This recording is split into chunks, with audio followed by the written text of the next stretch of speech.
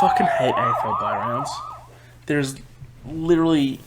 It's so hard to watch a round of footy without your team in there. Like, you appreciate it.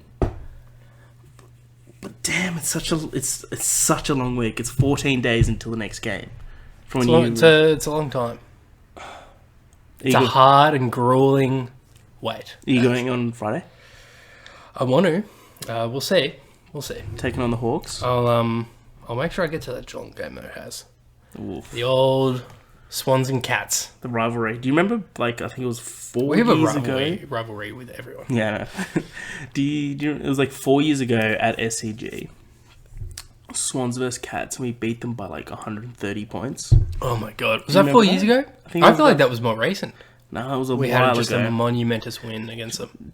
That was insane. Dude, that was one of the best games to be at. I think I remember both Buddy and Heaney scored like 5+ goals. No, didn't Buddy get 9 in that one? I'm going to look up the fucking... No, I think you have to. No. I think, was that the game where you were like, Buddy's getting fucking 11? You said 9. That was Carlton. Yeah, and he got 10. Yeah. I can't believe it. Someone's verse. Like, you kept saying it was the most random thing, Buddy for 9. And then when he got to 8, I was like, what the fuck? And he just kept doing it, Some sort of prophet. He just kept doing it. No, but I think in the Geelong game, it was like one of Heaney's first games. I think he was like a few games into the season. So he was a new player. And he got like 5 goals. And we were like, this kid is a fucking weapon. And he still is amazing. Oh, yeah. I mean, he's been consistent. But I mean, it was just like... He's having a pretty quiet year. Well, yeah. I think just some other people, the Pat, man. Holy shit. Yeah.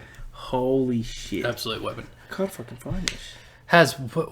What fucking podcast is this again? Is this the AFL one? Dude, it's anything that's really...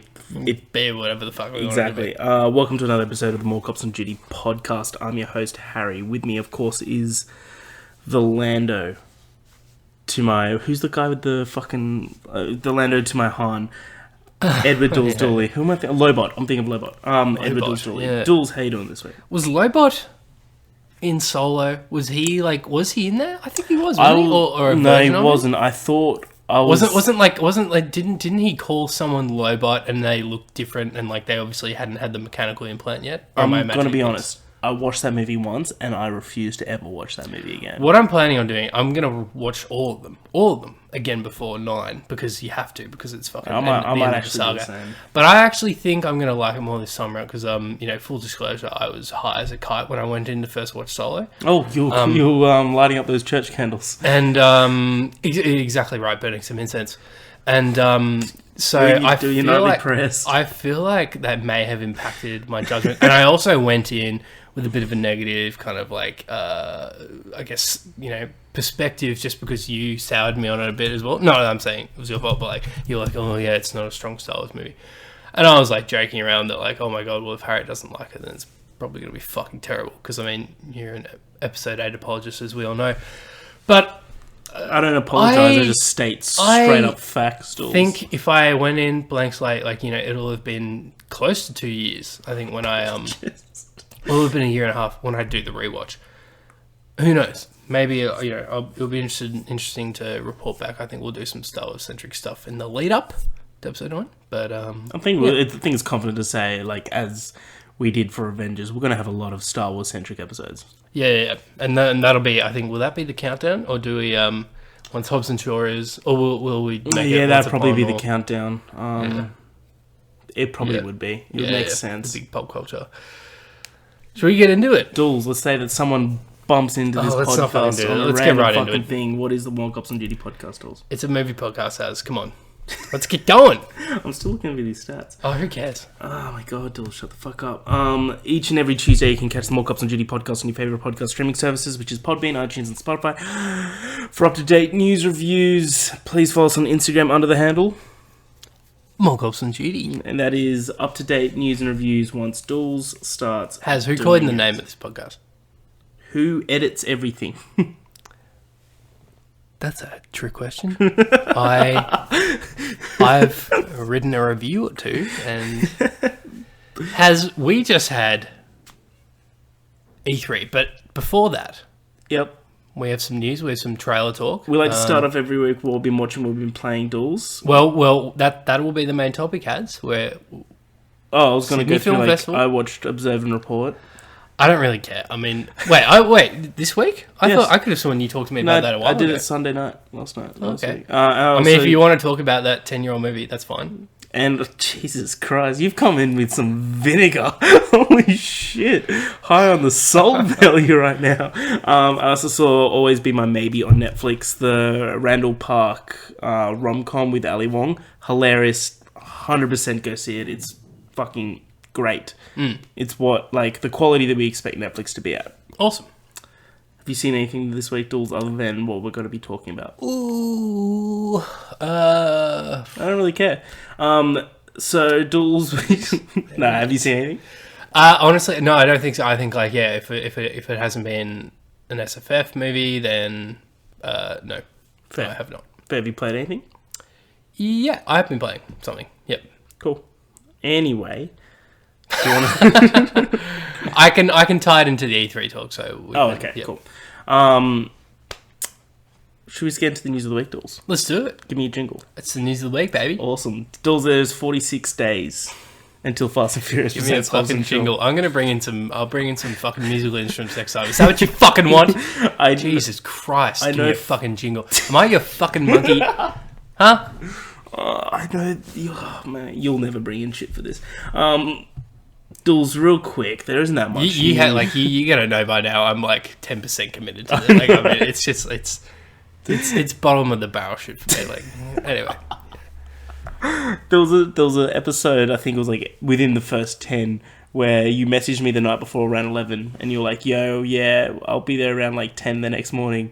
Then you proceeded to get blackout drunk, and then you just slept till 3 the next day. I think wasn't this Spider-Verse? Oh, that included Spider-Verse, I think, as well.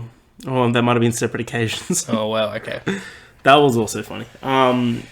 Well, it's not that much news on the movie front. We did get the Dr. Sleep trailer. Yeah. Which is the sort of spin-off to The Shining. Well, I think it's meant to be an actual sequel. It follows Danny Torrance. And it is based off a book. It's not just a movie made thing. Is it based? It's based off a book? Yeah. Okay, so that's cool. It's reassuring as well. Yeah, exactly. Yeah. It revolves around Danny Torrance, played by Ewan McGregor, who's the little boy in The Shining. Sorry, real quick. I know you're not a big Stephen King guy, but do you know whether he does sequels often? Is this unusual? Is this a exception to the rule? I don't have the knowledge. Because SU would probably count as the one kind of thing, but even though there's technically a sequel, but yeah, I mean, is there a sequel to it? Well, no, I mean in the sense that there's a part 1 and 2. And I think they distinguish that, but it's technically the one. So that's why Dr. Sleep strikes me as odd, because as far as I know, he typically is one and done with his stories, but obviously something compelled him to write a follow-up to this. So that's why, because for a moment I was like, oh, is this just movie being made for the sake of a sequel to The Shining? It's a terrible idea, but if it's based on a book, then yeah, I'm interested. Ewan McGregor looks great. The trailer looks sick. That's basically all I could find in terms of movies, because there was a big game week this week, Duels. Huge game. I actually think that's maybe why Hollywood just took a probably step back. Purposely steered away, because they knew it'd be drowned out by game stuff, and a lot of that kind of a lot of it kind of intersects with each other. So yeah, let's talk about E3, Duels. Let's get into it. Yeah. Electronic Entertainment Expo in LA. What's the 3 mean? That's the 3 E's. Electronic Entertainment Expo. I just learnt this just now. Really? Yeah. Oh my god, there you go. Wow. Did you know that, or were you guessing? No, I know that. Yeah. Wow, okay. But it's E3. Yeah. So yeah. Wouldn't that mean there's 4 of them? Or is the E's a 0 and it's or the E's a 1 and it's there's times 3 3? E's, Duels. What do we see at E3? Yeah, how about you go through it? I feel like you've got a better list than I do. Okay, I have no list. So, breaking it down. So technically EA led the charge, but they've been kind of doing their own separate event from E3, but still kind of part of E3. It's like a direct event, right? Well, not really. It's like a big streaming event. They more just show off games. They get influencers around, and they get developers around. They have competitions. They have competitive tournaments of the sort. They call it EA Play. They say they're not part of E3 anymore. I think they've been doing this for like 3-4 years now, maybe. But they do it pretty much the day before the conferences start, and so they still are part of E3 in a sense. Yes. The only big thing to come out of that was Jedi Fallen Order. This was, a lot of us were highly anticipating a gameplay reveal for this. It had been teased for a while. I think we got a CG trailer maybe a month or two prior. Personally, I wasn't blown away like I was hoping, but I mean, I was pretty stoked at what I saw. I was like, looked like we're going to get a solid Star Wars game. Finally, it's from the Respawn guys who've done Titanfall, Apex Legends. They are good game developers. They make good games. Yeah. So I'm pretty and a few of the other games they cited as inspiration were Metroid, Dark Souls, which is interesting, and I think there was another big one. But yeah, I think like Dark Souls in terms of like the combat where you got to think about what you're doing. It's not just a button masher, so you got to block, parry, deflect, counter, all that kind of stuff. So it's like it's not just going to be a button mashing affair like say the Force Unleashed was. So yeah, that's promising. And then other than that, EA didn't really have a ton of other interesting things. I think real quick thing on EA is that it's interesting that Anthem was nowhere to be seen. It seems like they've just fucking straight up given up on it. It's like they say they haven't, but for it to have zero presence, and this is a game as a service, this is a Destiny type thing. For it to have zero presence for Apex Legends, pretty much takes center stage. A free to play game, it's like Jesus, like you guys. It just says you have no confidence in the game. Yeah. So yeah, that's interesting. And then next up which essentially officially kicked off the press conferences in E3 was Microsoft. So this was being looked at simply because this year was a big deal. I think, Mike, honestly, no, you go. I'll give my part. I think everyone was just looking at Microsoft to kind of like bring out the big guns. It was their fucking shot. Yeah, and to really steal the show, get everyone talking about them, and because Sony for the first time I think maybe ever wasn't there with PlayStation, and they announced this near the start of the year. It actually didn't come as a surprise to me. Because it seemed like they'd announced everything they'd had left, at least in their own bank, till the end of the generation. And so I think like they're going to come back with a bang next year with their new hardware. Because they'll probably come out like what they did with PS4. The PS4 came out in November and they announced it in February. Yeah. I reckon they're going to do the same thing next year. I think we'll see like Microsoft and Sony repeat themselves in that sense. Yeah, I reckon that conference is going to be absolutely unreal. They're going to come out with some fucking hard hitters. That's what's making me start to think that Last of Us 2 is going to end up being a PS5 game. I have no doubt it will be. I think it's still coming to PS4 though. 110%. You reckon it's going to do the same thing as Last of Us, where it came to PS3 and they did a remaster? But I think it's doubling the money. I think it can be the same game. I think from what I hear about the hardware, you can play, say, your PS4 copy of Death Stranding on PS5, and it'll be up-resed. Like that's really cool. So you won't need to buy a second copy. Like we're going to say goodbye to the era of remasters, at least for PS4 games. So thank fuck, because that shit's just annoying and fucking. Because I mean that's what the start of the PS4 and Xbox One gen felt like. It was like remaster after remaster. Yeah. But so yeah. Anyway, everyone looked to Microsoft to kind of like take charge. I think they delivered a really solid press conference. I disagree, but you go first. And you disagree? I disagree, but I think you go first. I think they did pretty much everything they needed to. I think the lack of gameplay in some areas was disappointing. Like Gears 5 was a notable one. Gears comes out in months. Yeah, so that was strange. They were showing off this new Horde multiplayer mode. I think called Escape. I think it was. And it sounded cool. I'm not big on the multiplayer for that, but and they were streaming it with people, and so we technically saw gameplay in the end. But we got this strange little CG trailer for a game that is coming out apparently on September 10. Yeah. So that was very unusual. And to the whole idea that maybe you don't want to show gameplay too early, the game would almost be maybe a month or two away from going gold. Yep. So I don't know why. So that was unusual. If I was a Gears fan, I'd be fucking worried. That was pretty much the theme for this E3. Actually, something I noticed was that there was a heavy lack of gameplay. And then one company in particular, who we'll get to, actually does the complete opposite, only shows nothing but gameplay. But no, I think it was solid from the point of view that they showed 60 games, 14 of which were first party exclusives, in the sense that exclusive to Microsoft Xbox services, so still playable on PC. But yeah, I think the big hitters from there. Oh, we saw Elden Ring from so this is a new From Software game that they're doing in collaboration with George R.R. Martin. This was like leaked actually beforehand, but it's cool to get the confirmation. I think the big one, I'll let you take this as, because I don't want to be... Yeah, you say it. You say it. Oh, I think... so probably one of the biggest reveals and best parts of the Xbox conference was... I think it's the biggest thing of the E3. The hype moment of E3. Oh, yeah, I would agree with that. So we got a new trailer for Cyberpunk 2077. Looks unreal. It was a great trailer. I wouldn't mind a bit more gameplay in there, but... you got like little snippets in the second launch trailer, but I think you know we got a 40-minute gameplay video though already. Yeah, we do, and I think they're gonna actually. They said they're gonna release another bit, their other closed door demo again to the public like they did last year. But they got nothing to hide. But I think so. The big reveal at the end of this trailer was that it turns out Keanu fucking Reeves is a character in this game. And, I mean, the reveal was great. And then to top it all off, Keanu himself came out on the stage and announced the release date. And he was perfect on the stage. And he was breathtaking, Has. And he was breathtaking. And, I mean, yeah, so yeah, as you said, like, that was an enormous hype moment, and that was dope as hell.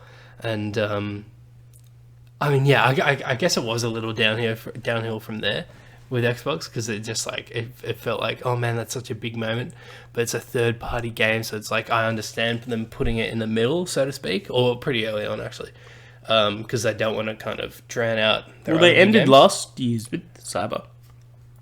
Did they end last year's? Yeah, with Cyber. Yeah. Well, I guess that being the big reveal, yeah. But yeah, interesting. I think with something like what they ended up showing at the end made sense. But yeah, I think for the rest of Xbox, yeah, there were some other notable announcements. They announced that they acquired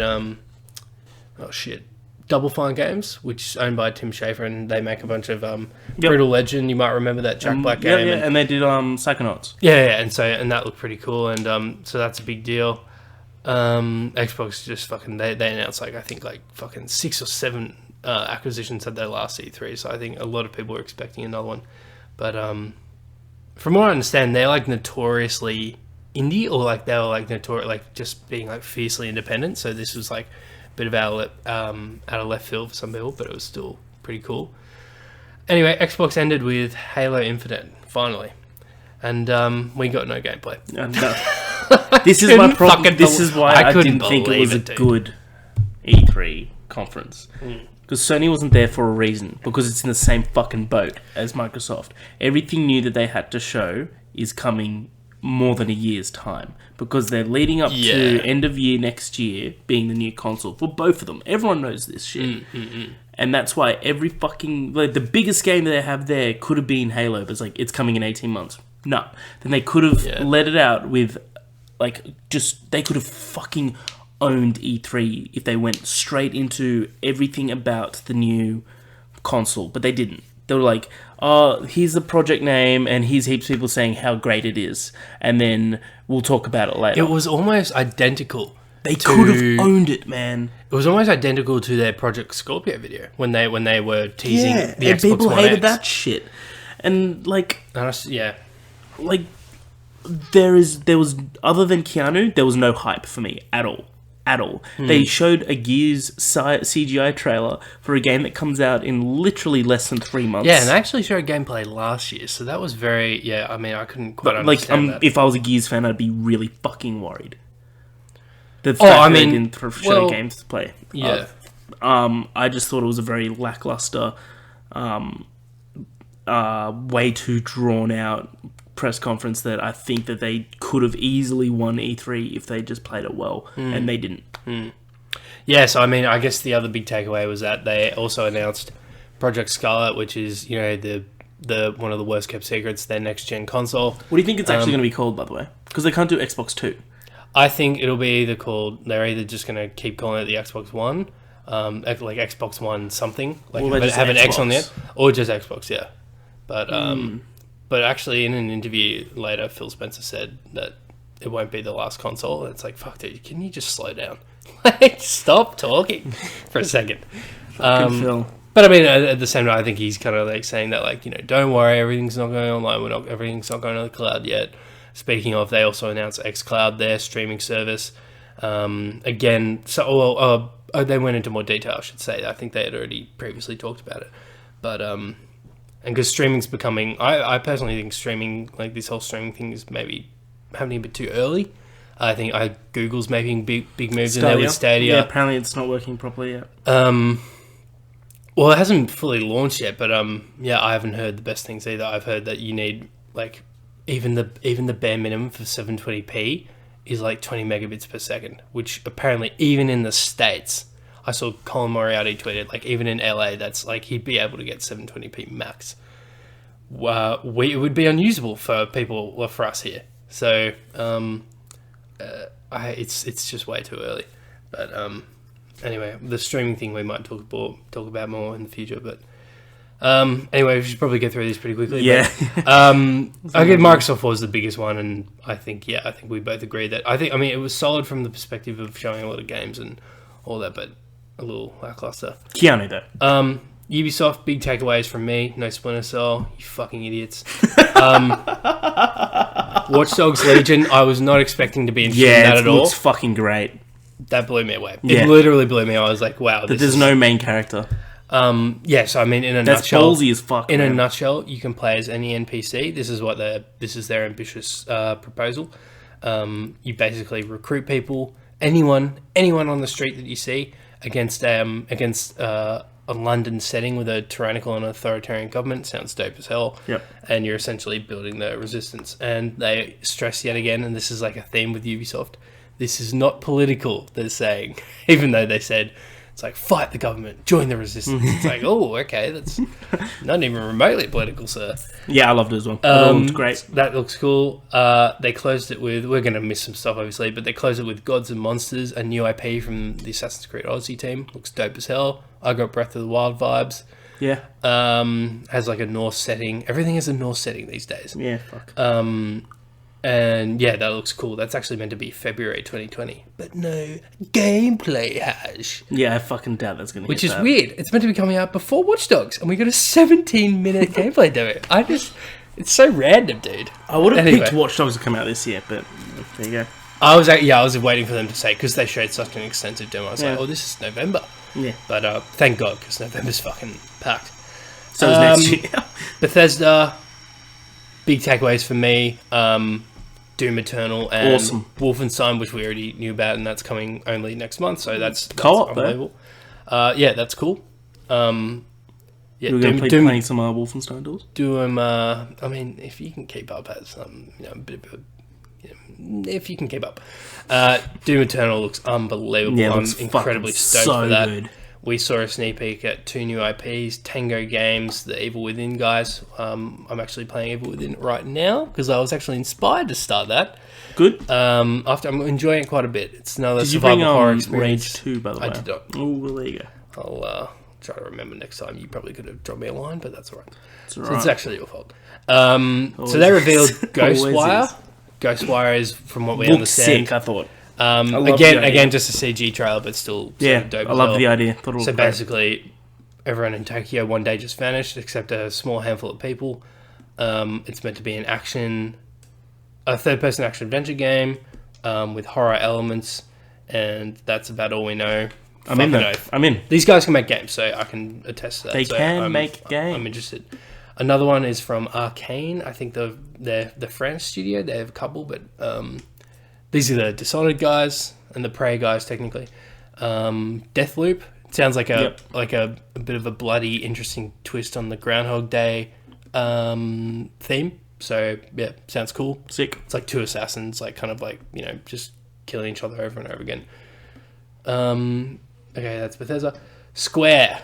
Now, they led with an explosive demo, and I have to stand corrected on this one because I did not think Final Fantasy VII was going to live up in any way, shape, or form. Looks great, man. I wasn't even sure this fucking game would ever come out.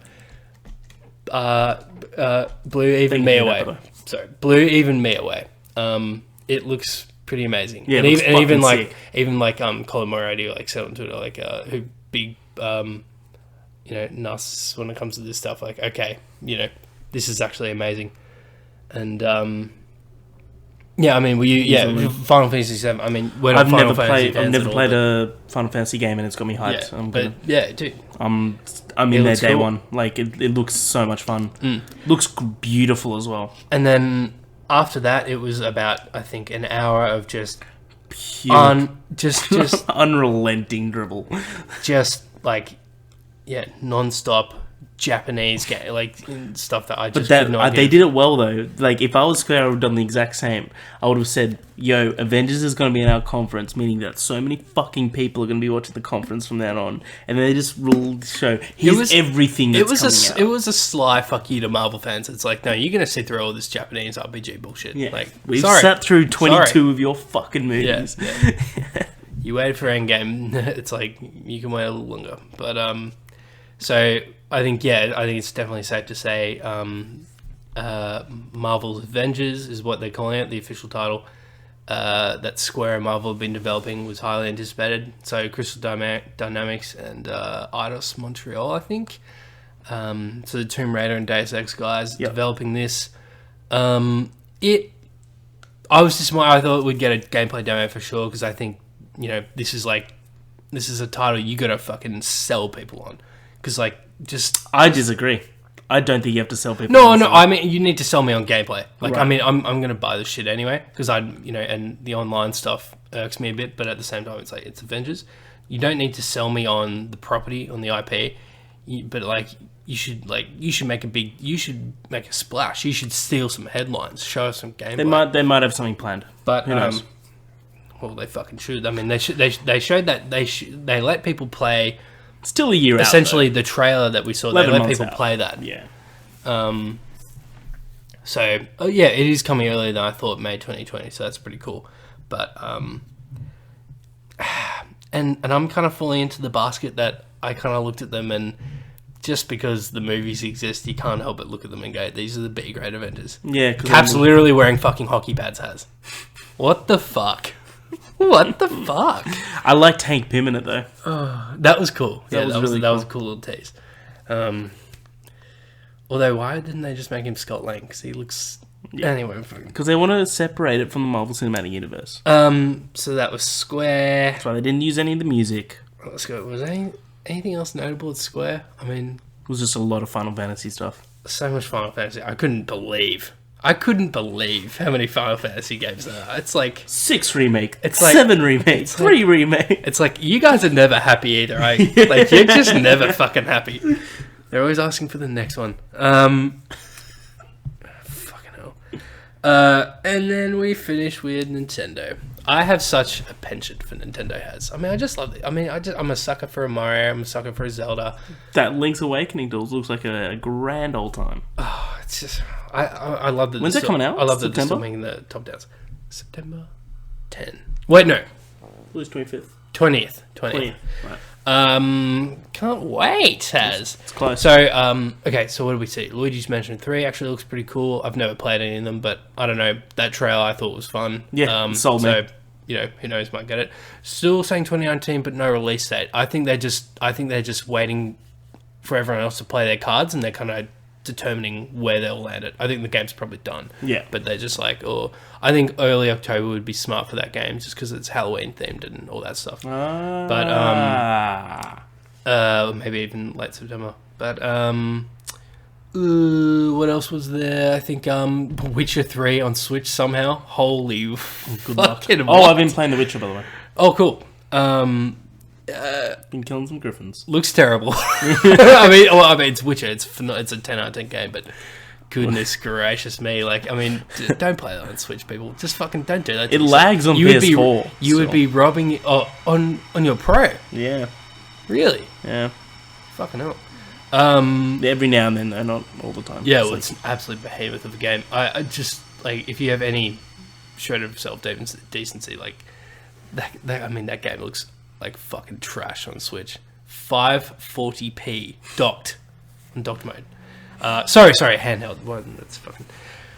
Yeah, we're gonna miss some, but I think some other big announcements. No Metroid Prime trilogy. That was a punch to the gut. I couldn't believe it. No Splinter Cell, you fucking idiots. I can't, like, every E3 is like a personal attack on me. Like, but you still get so excited.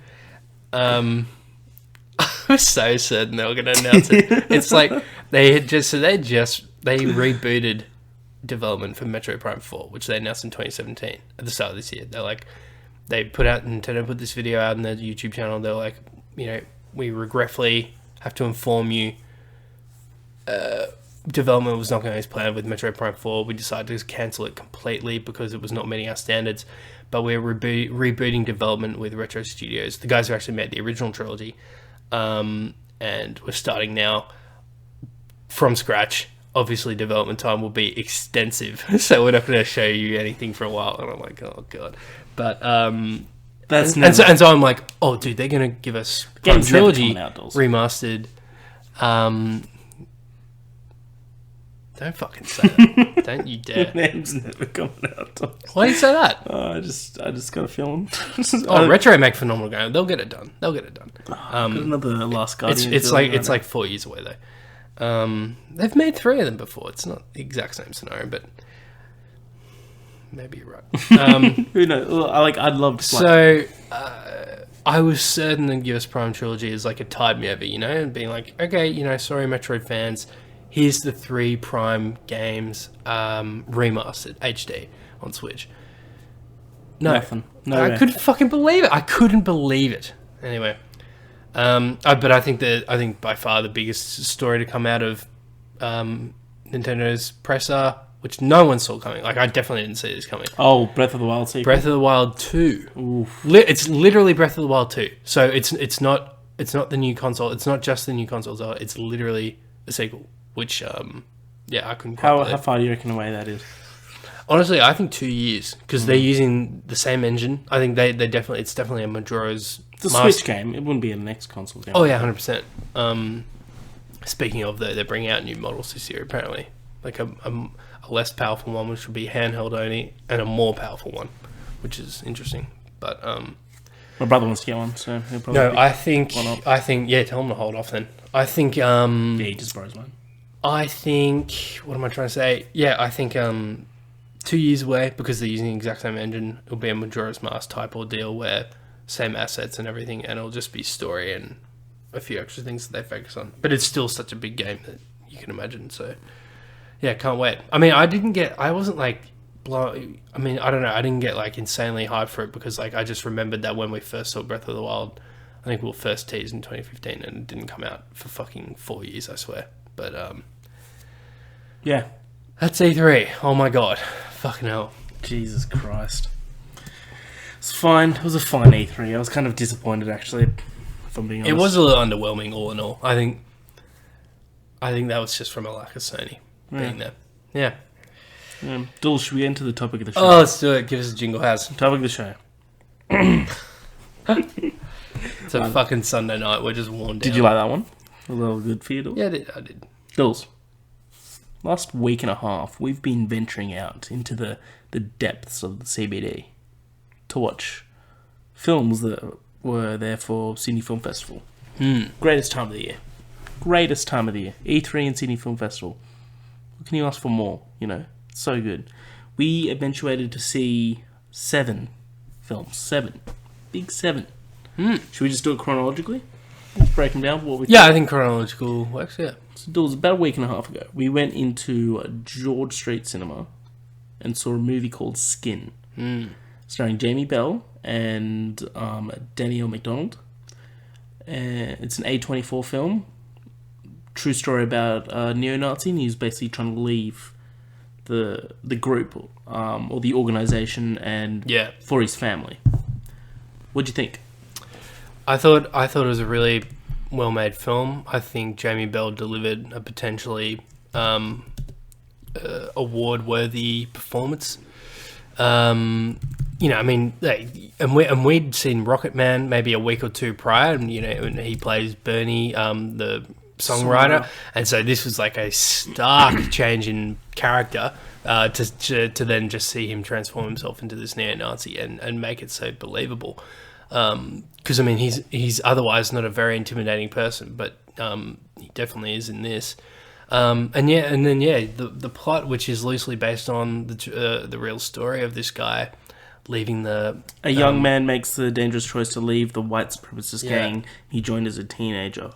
With his former friends against him, he is determined to create a new life for himself if he can make it out alive. This movie. Yeah, and I think it nailed the tone and aesthetic. Like you believe these people were just fucking scum. You believe they were neo-Nazis. Yeah, exactly. What do you think? I thought it was an excellent film. Great start to our festival. Absolutely. Viewing. I loved it. I thought the film was fucking raw. It was brutal as fuck. Oh yeah, and it gave you just a reality check. Had some very jarring scenes with which we won't activities spoil, but that you could probably imagine happen. But these things still happen. Like, these organizations are still alive and well. Yeah. In America, and it's fucking jarring. It's just like it, but it shows you the true what is it? The true nature, the true human nature that you can strongly believe that this is right when you grow up with it.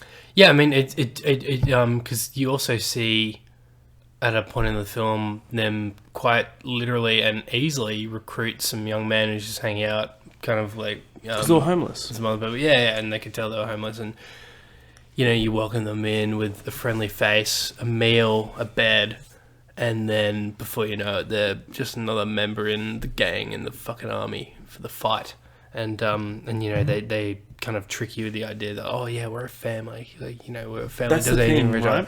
Yeah. And Jamie Bell's character bought into that for so long until he realized he could have a family of his own, a true proper family, and finally saw the light and all that, and it was incredibly powerful in that way, and and I guess scary because as you said, this is still kind of a real thing that's happening. It's true. Vera Farmiga also played in that, playing Ma. Yeah. Who played the dad? I guess he'd be, because I think he delivered a pretty unsettling performance, I'd say. Here we go. Bill Camp. Bill Camp. Cool. Yeah. He's an American actor. He's out of he's in The Joker. He's The Night Of. Cool. Aloha. Is he also in Vice? There you go. Yeah. Great. Yeah. So he was good. Mike Coulter played the detective, Daryl Lamo. I can't get his last name. I don't think he was a detective. I think he was just like an activist who made it his job to, and he had connections in the FBI and police. But I think he was just like an activist who So this is a person people may have heard. What's his name? Like the real life name? Because I think he's someone who has and I think a proper film's going to be made about him apparently, but about just him, but he's Daryl Jenkins. Daryl Jenkins. So this guy has single-handedly befriended neo-Nazis, and he's an African-American man, by the way, befriended neo-Nazis, and convinced them to leave that lifestyle, and convinced them that, their ideology is wrong, and that, he basically saves and converts them back. Yeah, exactly. And so it's really impressive, and Jamie Bell's character was one of these people. It's just great performances all around, great plot. Let's play a little game, Dools. After each time we talk about a movie, I want you to guess the Rotten Tomatoes score. Okay. So, what do you reckon, Skin? Yeah, it's such early days for some of these, though. I'll tell you how many reviews have been made. Mm-hmm. Give me a sec. I think if I get in the wheelhouse, if I get in within 5%, yeah. Now, I've already told you the last movie. We were talking about that before. So. Well, we'll switch. How about for the next one, I'll make you guess. And sure. Then, yeah. Okay, so there's 11 reviews. Only 11? Yeah, not many. Okay. Well, that's hard then. 90. 100%. Okay. Didn't get it, Dools. Didn't get it. All right, so next we saw The Final Quarter. Do you reckon that'll be on Rotten Tomatoes? Probably. It's worth a look. Well, hold on. I'll get this one. Okay. You get this one. A documentary about the last 2 years of Adam Goodes' career. Adam Goodes is the famous Sydney Swans AFL player, Australian of the Year, and just a touchstone to the Indigenous community. Basically, it surrounds how the pinnacle. Oh no, what's the word I'm thinking of? What's the word I'm thinking of? What are you trying to describe? The event that causes the cattle. The culmination. Fucking. Don't worry about it. The inflection point. I don't know. It involves the trigger. Sure. Okay. The trigger point of the entire movie is when he called out a 13-year-old girl. The climax? No. 13-year-old the girl. point? Listen, I've already used trigger. It's for all good, bro. The trigger, fucking hell, Dools. The trigger of the movie is when he called out a 13-year-old girl during a game as she yelled out a racial slur towards him. And people became divided. Don't know why she was being racist, needs to be called out. Yeah. No, I personally think, don't know about you, Dools, but I personally think that racism has no point in our society. What the fuck? Jokes. No, but anytime you see it, I absolutely think that you need to call it out. It needs to be fucking stamped down. How many times have you called it as? Oh, all the time, Dools. All the time, Dools. All the time. Big has the activist. No, yeah. Honestly though, it goes through that point and then the repercussions of that point of how for the remaining 2 years of his entire career he gets booed at every game whenever he touches the ball. So I'll be completely honest. It was actually the point at which, because I would always defend Goodsy, but prior to the film I would always be like, well, I mean, I don't think it's purely motivated by racism, and it wasn't purely motivated, but it played a far bigger role than I think a lot of us care to admit. But I think because a lot of his critics would make the point of oh, why aren't they booing the other Indigenous players, Adam? Huh? Answer me that, Adam. Fucking Sam Newman, that piece of shit. But Sam Newman was a piece of shit. I couldn't believe how big a piece of shit that guy is. And Eddie Maguire. So it's a real mind bender that Footy Show is cancelled as. Anyway, gee whiz.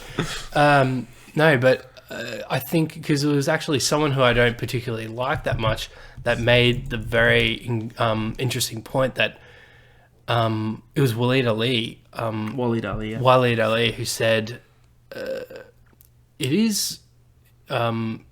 I guess endemically, if that's the right word, or inherently racist, I should say, because he was the only one who stood up and said something and who challenged the idea that there wasn't racism. Yeah, he had that. Or that there was racism in the AFL, and so I think, they didn't like that. They were like, oh, well, hold on, why can't you just be like the other guys who just rock up and play footy and have a good?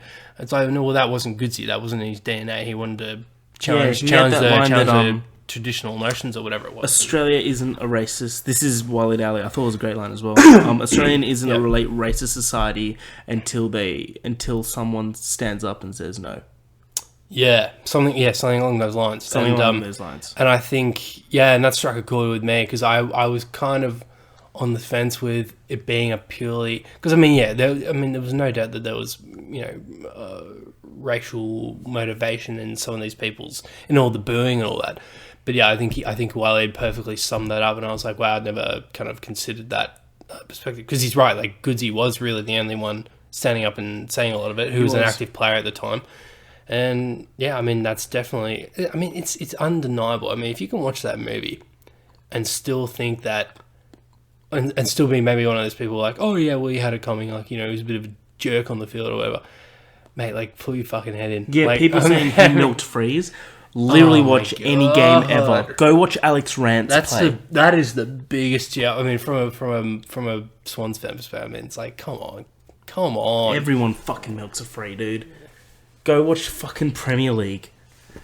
They get touched and they fall on the ground.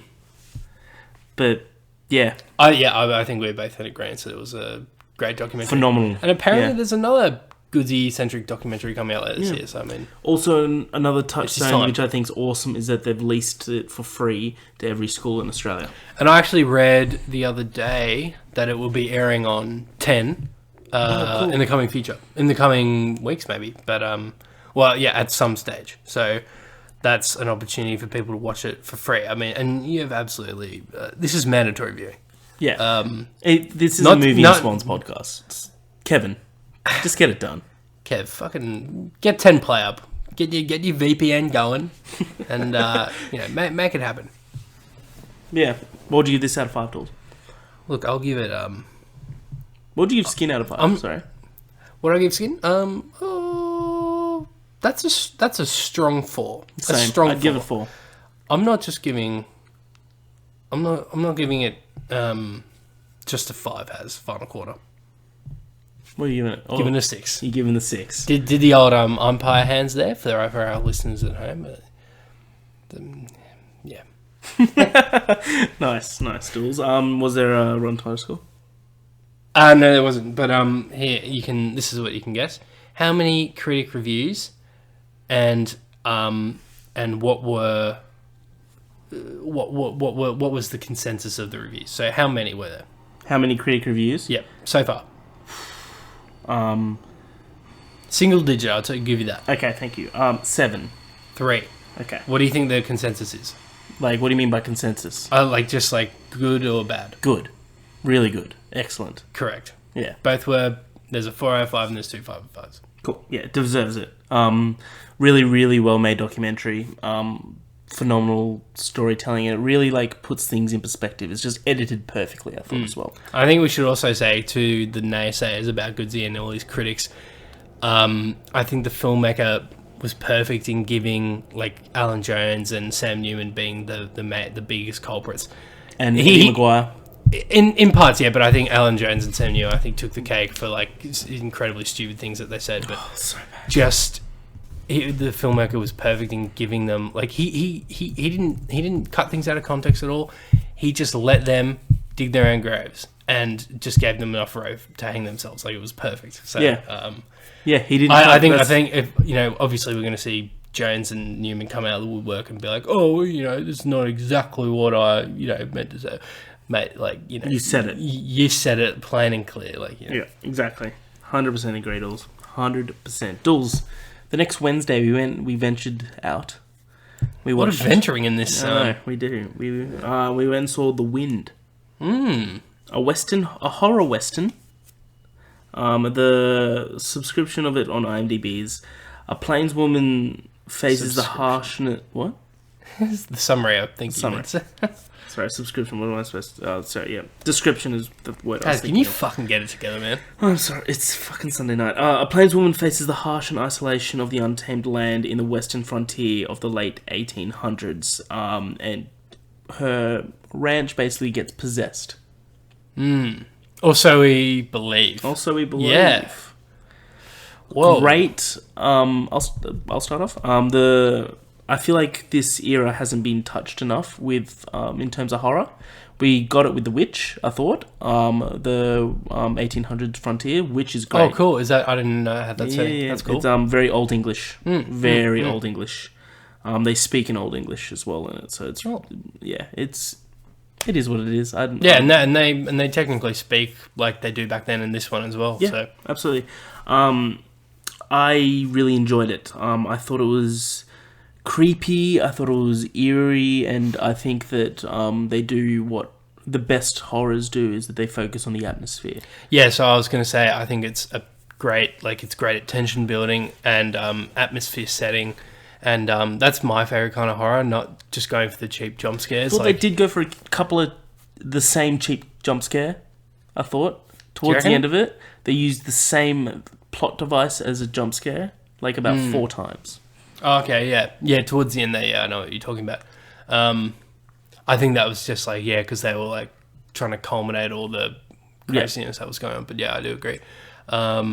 but I think for the most part, it was like a slow burn, but it was like I was appreciating it the whole time, just because like it was everything was very deliberate and also misleading in the sense that everything is not as it seems without giving anything away. But really solid performance from the lead actress. Have you got a name up there? Or? Yep, it is Caitlin Gerard. There you go. So she was great. I thought. Yeah, she was excellent.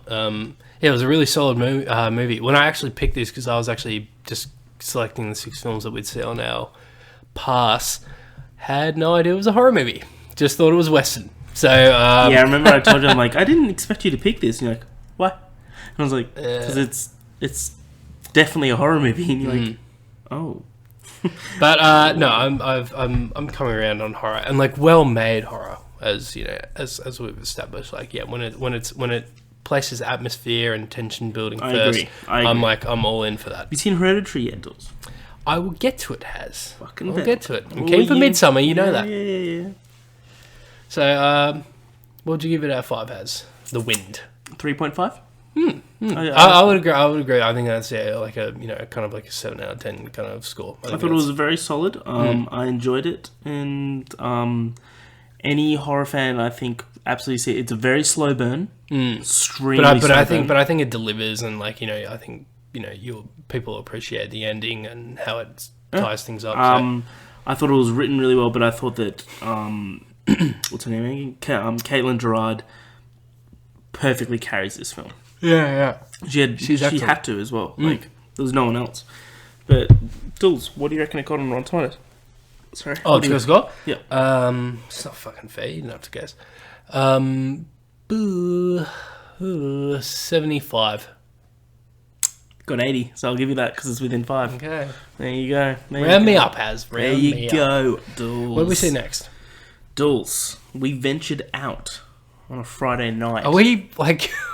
Are we in a fucking Tolkien novel? Why are we venturing everywhere? We took a backpack, filled it with, I don't know, lammer's bread? Is that what they had in... Can you just get on with it? We saw Dead Don't Die. Or The Dead Don't Die. I'm not sure what it's called. I think it's yeah. So it was a movie... A Jim Jarmusch movie film. Starring one Adam Driver, one Bill Murray. Oh. A little bit of Tilda Swinton action in there. Oh my god. So it's a zombie movie, but I think don't forget the Steve Buscemi, Danny Glover, and Tom Waits, and Danny Glover. Jesus. It's ensemble, incredibly satire, meta zombie movie that really knows that it's a zombie movie. Especially when one of the main characters is like, "Oh, I think zombies are here." Like straight away. I mean, to give away just a little bit of it. It's very meta and breaks the fourth wall multiple times because at one point a song comes on the radio, Dead Don't Die, sung by Sturgill Simpson, I think they're called. Yep. And Adam Driver out of nowhere says to Bill Murray, this is the theme song. And Bill Murray, who kind of isn't really in the know, it seems like Adam Driver, and that moment is the only one breaking the fourth wall. It's kind of like, what the fuck are you talking about? and I think it was from that moment on that I think we were like, okay, we're in for something a little weird and different here. And it only progressed and got stranger and stranger and stranger. So, I enjoyed it quite a bit. I think, and I definitely didn't expect this. I think Adam Driver had the best performance out of everyone. I agree. He's kind of deadpan. He's deadpan humor and some of his, the delivery of some of his lines. So I was like, oh my god, this guy, he's fucking great. He could carry a comedy. Like, I think he's just, it's his timing and delivery was really good. But yeah, what did you think, Az? I loved it. I didn't love it actually. I really liked it. I liked it. I really liked it. I thought it was very, very meta. I really enjoyed that bit of it. I loved how bizarre it was.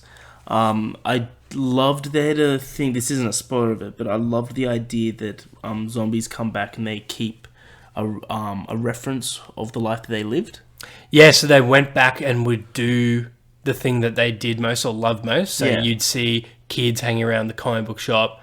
You'd see kind of like, people someone trying to play tennis or so tennis, football, And yeah, I loved that. I thought that was awesome. I thought that Adam Driver and Bill Murray worked perfectly together.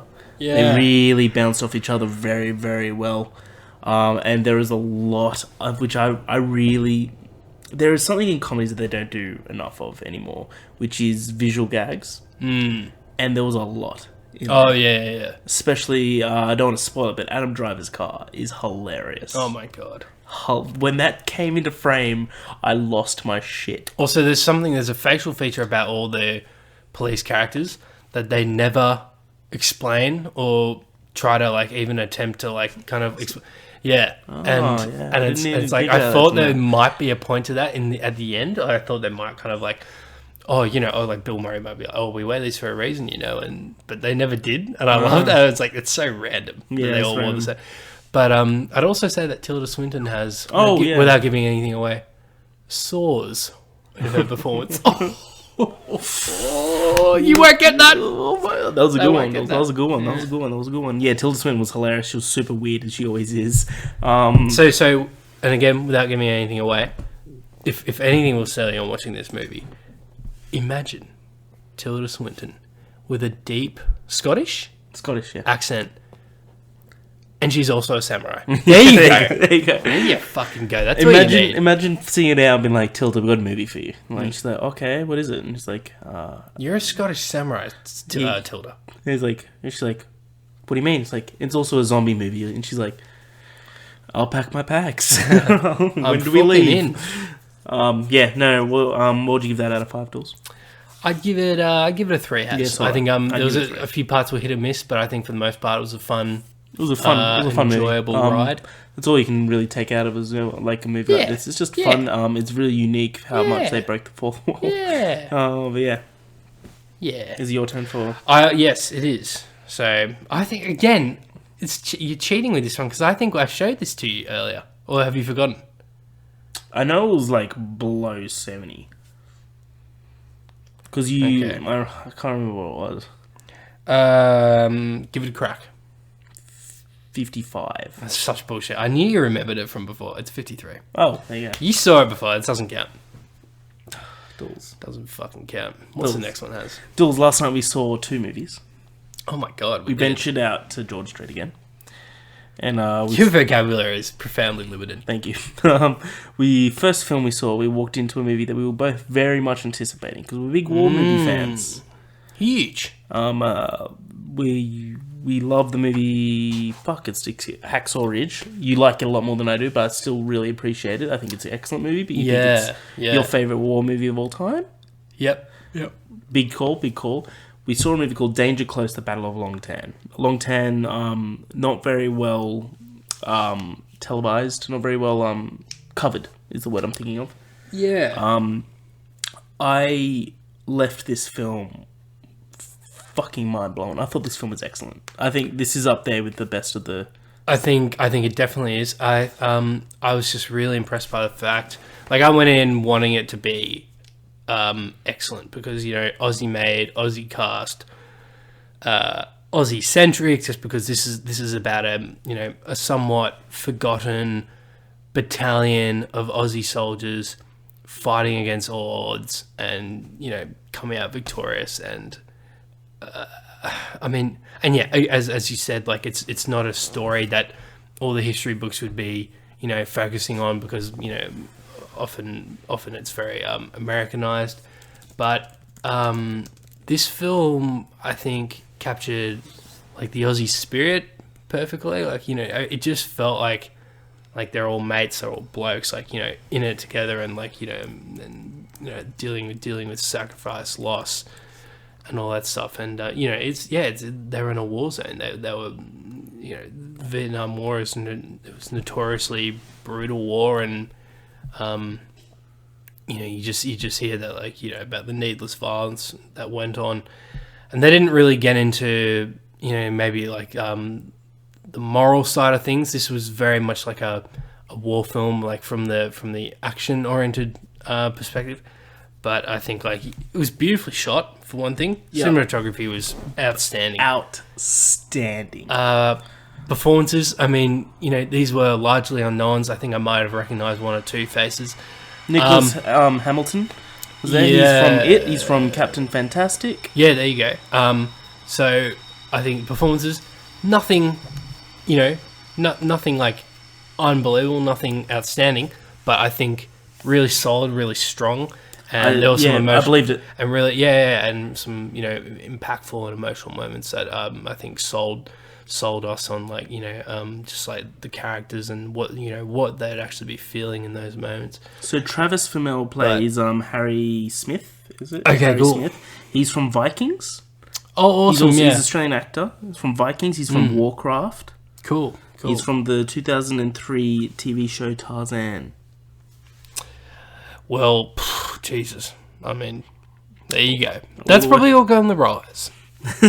Exactly. But yeah. I think this might have been my favorite from all. I think it's just like, because I'm a sucker for a war movie. It didn't shy away from the brutality of it, or just like the loss that you face in war, and just how it was shot and everything. There's not much other to say. Because we won't go into too much detail and give away everything that happens, but even though it's a fucking period piece, but it's still because it's largely unknown. I think most people are going to go in not really knowing how it's going to turn out. So this is an absolute must watch. Absolutely, 5 out of 5 for me. I agree. I think it's 5 out of 5. I went in there expecting a lot less. No, I was expecting good. That was it. I was expecting it to be quite solid because the trailer had sold me, but definitely didn't expect it to be way as good exceeded. as it was. And my god, the crowd loved it. Sold out every single seat, which is awesome. Yeah. I think I saw that they actually had to announce another session, which is great. Which is awesome to hear. I'm keen to see it again if it's soon. No, I'll wait for August. I want to see it again. I do want to see it again because I think that we should really just. I think for the wide spread release, would love to see it on a huge also screen. Just fucking put money towards Australian cinema. Yeah, so a budget of 35 million, which isn't small, but is that's huge for Australian Australian cinema. I thought was incredibly impressive with what they did with it. Absolutely, because just like goodness, you fucking believe they were in the thick of it in those battles. I'm just trying to find the budget for Hacksaw Ridge. So keep talking and I'll find it. Yes, well, we pretty much wrapped up everything on it. Guess how much the budget is for Hacksaw Ridge? 100 million. 40. Oh shit! Okay. Yeah. There you go. Fuck. So this almost got the same amount of budget that Hacksaw did. But Mel Gibson, I think he might have probably got it from only a handful of sources, whereas this, I think, had to dig into multiple pockets. Yeah. So, because you saw the amount of fucking studios before I know. and production companies before the thing, which I swear is just becoming ridiculous these days. Are you noticing those getting longer and longer? It's because it's hard to fund a film, man. Yeah. So there isn't a Rotten Tomato score. Oh, there isn't? No. Okay. But what do you think out of 10 IMDb gave it? IMDb scores are so random, though. Can't anyone just vote on those? I think so. But well, we've got anyway, IMDb or Facebook. Which one do you want to do? Facebook's out of 5, IMDb's out of 10. Facebook's 5. How many votes on Facebook? Can you get me that information? I'll get you the information, Dools. I will get you that information. 21 people. Out of 5. Facebook, what do you think? I feel 4.5. Incorrect, Dools. I got a big old 5. Oh, well, that's good. That's good to see. Well, mate, it is. It's not bad. Are you going to review it as? Are you going to be one of those 20? No, I reckon that should be your one, mate. Because you like the war movies, you know.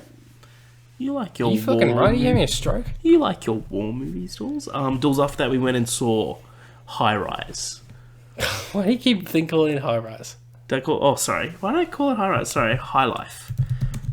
High Life, which is I'll read out the fucking description because Space babies. Yeah. Space calm. Monty and his name's Monty. Yes, Monty and his baby daughter are the last survivors of a damned and dangerous mission to the outer reaches of the solar system. They must now rely on each other to survive as they hurtle towards the oblivion of a black hole. This somewhat misleading, but also very accurate. Like it's a weird synopsis. An incredibly weird fucking movie. Oh, real weird. Super art house. Yeah. Just so like abstract super abstract. Like in its approach to its storytelling. And main cast includes Robert Pattinson, Andre 3000, and Juliette Binoche. Did you like it? I did. I was actually like, constantly, waiting to see where the film took me at every turn. Like I was actually engaged the whole time. I was never bored. Unlike a few other people in the cinema. There was a guy next to me that was viciously sleeping. Viciously. Yes. So no, I was. I mean, Robert Pattinson's performance for me was really exceptional. Phenomenal. Like, I can't. And he had a fucking Batman moment, guys. Like he had a moment where he lost it. So it was and you just saw the Dark Knight. You saw shades of the Dark Knight in that moment. But it's again beautifully shot. Like this is a recurring theme in these films, of course, but this one's no exception. So the sci-fi elements were cool. Again, another one of those films where like I think the plot. I mean, yeah, the sci-fi element plays a role in the plot, but at the same time, like it's the backdrop isn't, I guess, hugely relevant. So I don't know. I'm not sure if that fucking made sense, but I get what you mean. So like it's in a sci-fi setting, but it's just the setting. It doesn't make. Yeah, I feel like the story was more than that. It wasn't like it could have had a different setting, and I don't think the plot would be entirely different, even though that synopsis begs to differ. But yeah, I mean, yeah, it was very weird. It's just. I don't know how we can talk about it, actually. It's so weird. The more I think about it's just a really art house, abstract sci-fi movie that you just can't describe without ruining it. And you can't even ruin it because it's so weird. I think Arpat's performance alone is worth the price of admission. Yeah. But and I think sci-fi fans.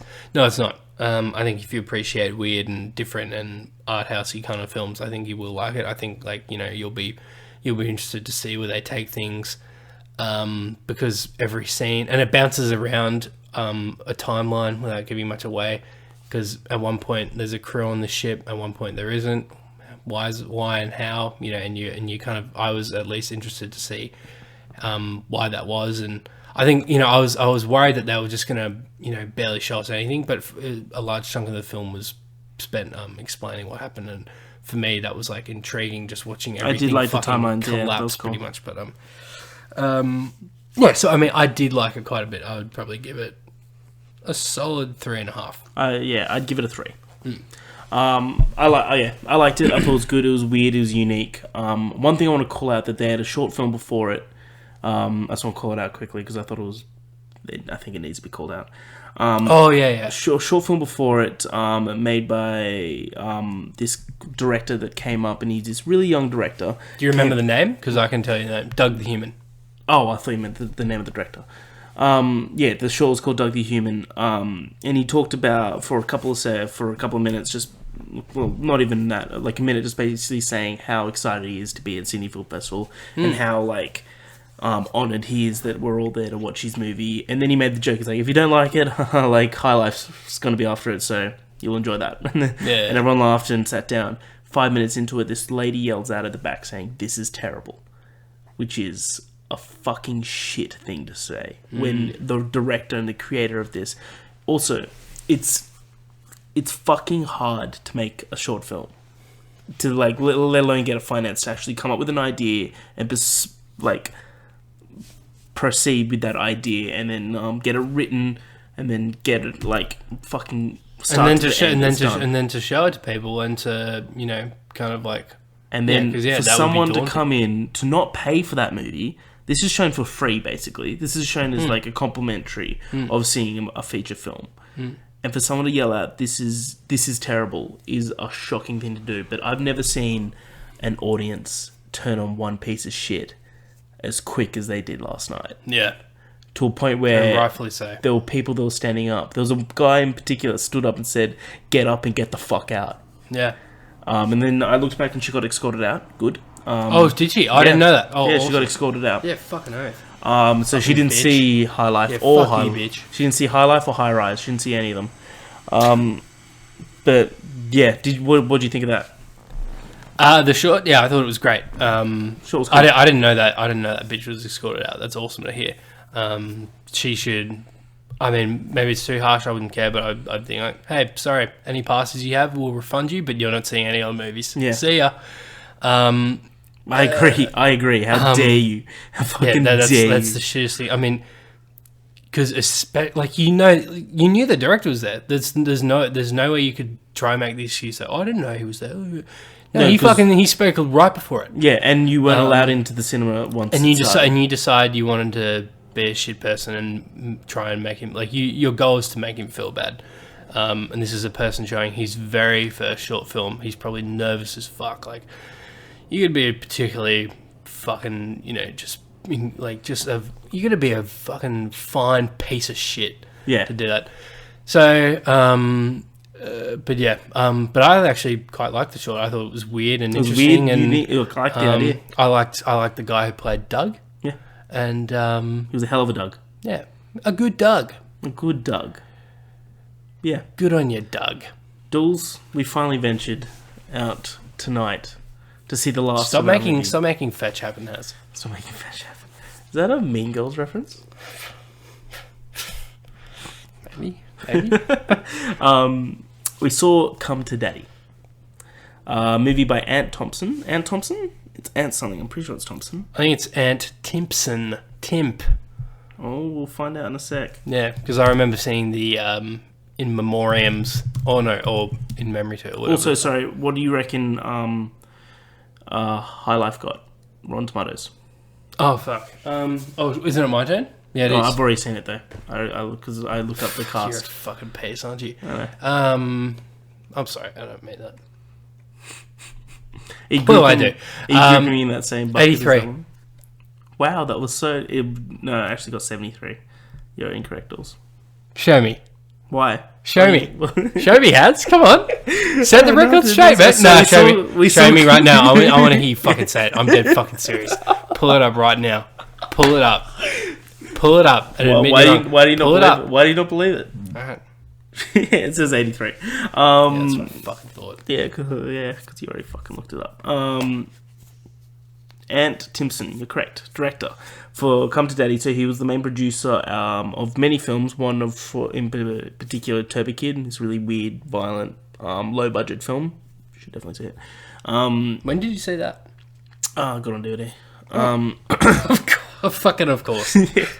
You fucking idiot. So it's his first feature film that he's directed. Yeah. His directorial. So he's largely just produced. Yeah. And yeah. So this has literally no descriptions anywhere of what it actually is. It stars one Elijah Wood. Super weird movie about Elijah Wood gets a letter from his estranged father that he hasn't seen since he was a kid for 30 years.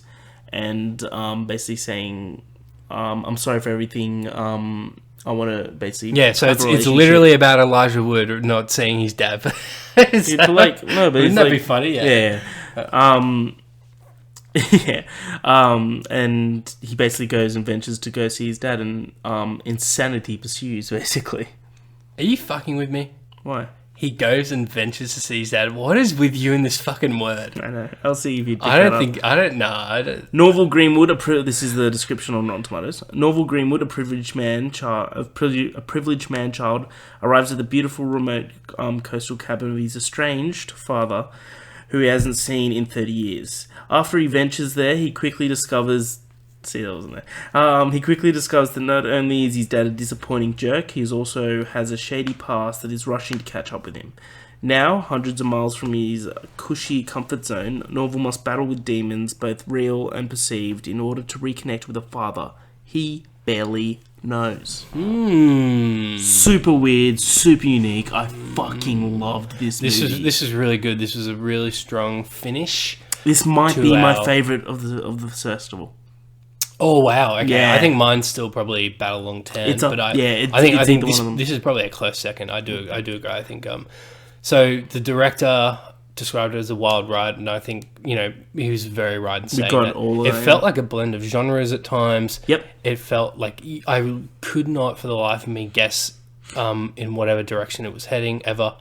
He produced Housebound. It was just incredibly weird, which is a recurring theme with these films. But I haven't heard of that movie. But it's a New Zealand horror movie, but it's not scary. But it's like it's horror centric, but it's as horror as come to daddy. Cool. I'm pretty sure it's on Netflix. 100% he see Housebound. Housebound's one of the best fucking movies I've seen in the last 5 years. See Housebound, guys. Yeah, continue what you're saying. Sorry, I just... Whoa, 98, that's hot. 40 people voted for that. Dope. Sorry, I interrupted you. Continue. No, well, so I mean, Elijah Wood's performance is excellent. I think he nails these. I think, he seems to be gravitating towards these art house indie movies, which is cool. But he also knew the director quite well, it seems, so that came together. Glad we got that out of him. Yeah. Some fucking guy just grabbed the mic from this poor scared woman. She tried to she leaned over because I asked the question of how'd you get Elijah on board, and she leaned over and I thought she was giving me the mic and I tried to grab it and she kept holding it. I was just like, oh, is this how we're doing it? So I leaned over to you. I was like, this is really weird. Just fucking give me the mic. I'm gonna steal it. I'm sitting here. Yeah. But so I really liked it. I think because I don't even want to touch on the plot at all because I feel like this is a must watch, and because you really just won't guess where the film is heading. It's so unpredictable and weird and cool and I agree. Yes, I think I really liked it. I thought I went in there with pretty good expectations for everything that we've seen so far. And I'm like, I've got it up to a high standard to live up to, and I think it way exceeded it. As you said, it blended genres. Like, there was moments that I was laughing fucking hard, and there was other times where it was just like I looked at you, and I feel like you look in your face, you're like, we're in a horror movie right now. And I was just waiting for that fucking moment. I was like, oh fuck. Yeah, I felt like it just started. Like, I don't want to go into why it was horror or anything like that. Beautiful fucking script. I thought the script was fucking excellent. Yeah. There was literally just conversations that were just done so well, and Elijah Wood killed it. I thought it was hilarious, absurd, so good. It's everything the director basically described it to be, and I think it totally lived up. Yep. What'd you give it out of 5? Out of 5, 4.5.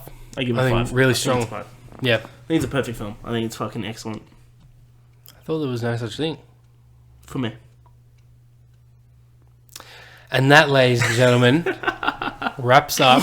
And by the way, there's probably tons of sound bites of Harry saying there's no such thing as a perfect film, but that's who he is. A gymnast, a backflipper. Thank you so much for joining us for the latest installment of the More Cops and Judy podcast. You can find us on all the usual platforms, any of your choice, we're anywhere and everywhere. Not everywhere, but yeah.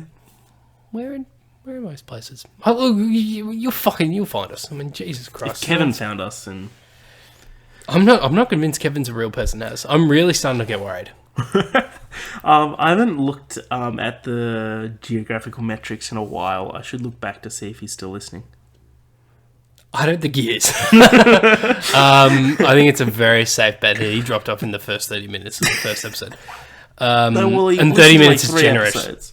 Did he really? And then I stopped checking. But how you don't know if it's the same person though? I don't know, but I just know that it's in the state of Maine in USA, and I'm just state of Maine. Yeah. A lot of Maine fans out there. All right. Yeah. Dools, close us off. I just did. I didn't listen. I don't listen to you anymore. Next week we'll have our review for Toy Story 4, which I think we're seeing Wednesday. Yep. Yeah. Can't wait for that. Till next time. Boring you, Dools. Till next time, thanks, Dools, for joining me as always. Yeah, that's alright. Thanks, Kevin, for listening. I kind of have to be here. You blackmailed me, remember? That's true. Until next time with the More Cops and Judy. And we're out. I'm serious. I'm being held here against my will.